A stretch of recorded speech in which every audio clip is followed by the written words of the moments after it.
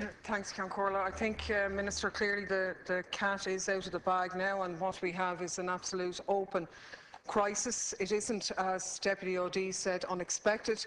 We knew that this day was going to come. 400 of these schemes have already closed in the past 5 years, and we now have 300 out of the 900 failing to meet existing standards. And what that means in reality is that the reasonable expectation of tens of thousands of workers to retire on a certain standard of living has now been ripped from underneath them. And the issue really is, what is the government going to do about this? Because there is the delayed reaction in changing the order where these schemes must wind up, where the pensioners get everything and those still at work get nothing, and the deferred contributors get nothing.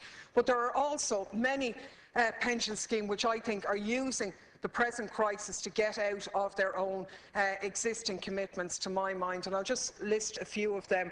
We have the cases of the ESB and Aer Lingus, for example. ESB had a pre-tax profit which increased fourfold last year, profits of over 300 million in 2012. A chief executive on a six-figure salary. The previous one was about 700,000. This fellow's on about 400,000, and yet they say they can't honour the commitments in the ESB pension fund, despite paying a dividend, which they were advised not to. Similarly, Aer Lingus, huge crisis involving thousands of workers there, a 40% increase in operating profit this year, record numbers of passengers being carried, and yet they say they can't contribute to that pension scheme. I don't think that that's good enough. Some of these schemes are in trouble because of inappropriate regulation, which successive governments have stood over, asset stripping by some of the companies, and flawed accounting practices. And the issue that we want to know is, what is the government going to do to protect the livelihoods of these tens of thousands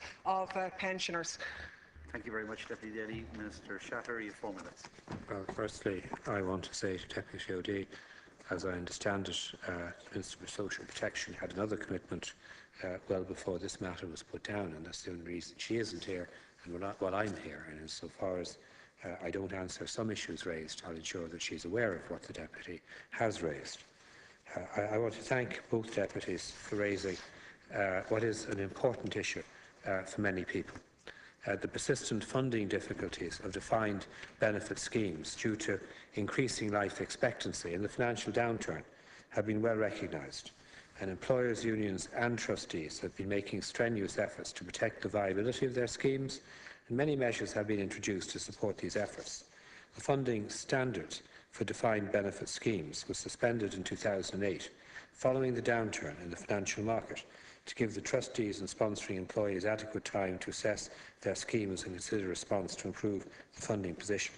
The reintroduction of the funding standard was then delayed on a number of occasions, pending changes to legislation, which were designed to help trustees respond to these changes. Following the reintroduction of the funding standard in June 2012, pension schemes were required to submit funding proposals, as the Deputy correctly says, to the Pensions Board by the 30th of June 2013. Where funding proposals have not been submitted, the Pension Board are formally contacting schemes to ascertain their particular circumstances. The Pensions Board will decide then what steps to take on a scheme-by-scheme basis and taking account of the individual scheme circumstances. However, it must be emphasised that trustees must meet their legal obligations, and ultimately the Pension Board will use its regulatory powers where benefit underfunding is not properly addressed. Trying to strike a balance between the need to supporting schemes in their efforts to meet funding challenges while simultaneously implementing a regulatory framework to ensure pension commitments made can be met. The following measures were introduced to ease pressures on defined benefit schemes while the funding standard was in abeyance.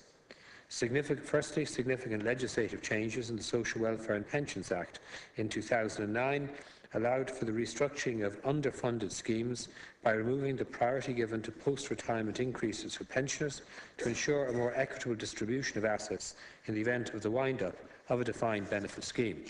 The powers of the Pension Board were strengthened to ensure that pension contributions are remitted by employers to scheme trustees. The Pensions Insolvency Payment Scheme was established to reduce the cost of purchasing pensions for trustees where the employers become insolvent. Legislation was introduced in both 2010 and 2011 to provide the option of a sovereign annuity for trustees. Changes to the defined benefit model and the funding standard, including the introduction of a risk reserve, were introduced in the Social Welfare and Pensions Act 2012. The reintroduction of the funding standard followed.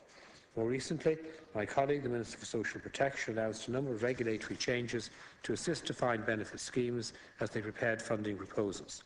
Legislation has since been enacted in the Social Welfare and Pensions Act 2013 to strengthen the powers of the Pension Board. The funding standard provides a benchmark against which the health of a scheme can be tested. The responsibility rests with the employer and the trustees for ensuring that the scheme is properly funded and managed, while the recent OECD review of the Irish pension system describes the funding standard as undemanding. Many schemes are coming from a deficit position, and that this is a difficult problem that requires careful management is clear. Ultimately, it must be remembered that the regulatory structure is there to ensure our members' benefits are protected. Therefore, it is expected that all defined benefit schemes will submit their proposals to the Pensions Board. Compliance with the regulatory structure is essential for the future sustainability of defined benefit schemes and increased security of members' benefits. It will also ensure that we ascertain the precise funding position of schemes. Following receipt of proposals, it will be possible to get a more accurate indication of the level of underfunding in defined benefit pension schemes. It will also allow for the impact of the many measures already introduced by government to be assessed, including the potential benefits to schemes of the use of sovereign annuities bonds. Minister Burton is keeping the situation under review and will report back to government in the coming months on these issues. A wider package of legislative proposals and additional reforms will be considered at that stage. Thank you very much. I have to say the Minister's response, which is a script obviously from the Department of Social Protection, which is not unfamiliar because we've heard it here several times before. I could quote it off by heart. It will give no comfort whatsoever to people who are going to be affected by this. The simple position is this. Everybody knows, including the Minister and her colleagues, that a number of those defined benefit pension schemes are going to close down, and the longer you leave it, the more of them it will close down, and the more of them it will close down, the more present what we call active employees are going to be affected. They are going to have their pensions determined in a way which is manifestly unfair. Now, again, I put it to the Minister. It's in the programme for government that this priority system would be changed. It's on the legislative programme for this session. I quoted that the current rules for the distribution of assets and the wind-up of defined benefit pension schemes be changed. It has been promised by the Minister on no less than 3 occasions. Now we are told that the Minister is reviewing the situation, she's thinking about it, she's considering the options, she's looking at this, she's looking at that. In the meantime, every day that passes, or every week that passes, at a minimum, another defined benefit pension scheme closes down and employees are left at a disadvantage. Can I ask the Minister again, is the government going to do anything to alleviate this injustice before it affects a further tens of thousands of employees who are just unlucky because they haven't reached retirement age at the time when the scheme is wound down? Yeah, I have to say the Minister's response is totally just unacceptable. The idea that the crisis in defined benefit schemes is because of increased life expectancy and a downturn in the financial market is simply not the case. He's failed to address the points I raised regarding very profitable companies which are using the present situation as an excuse to avoid their responsibility. And you see, the reality is that defined benefit schemes are not unaffordable, they're not unreasonable. We're talking about relatively modest pension schemes where people had a certain expectation as to what they'd get on their retirement. They contributed heavily out of their own pocket, and their employer in some instances contributed as well for these, so they've paid for them.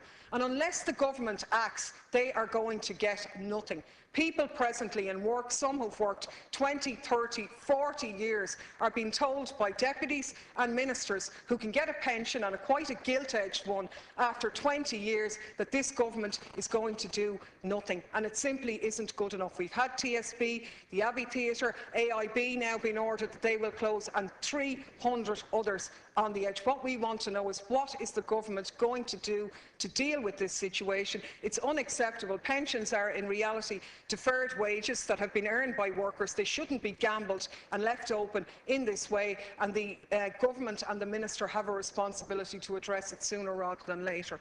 Thank you.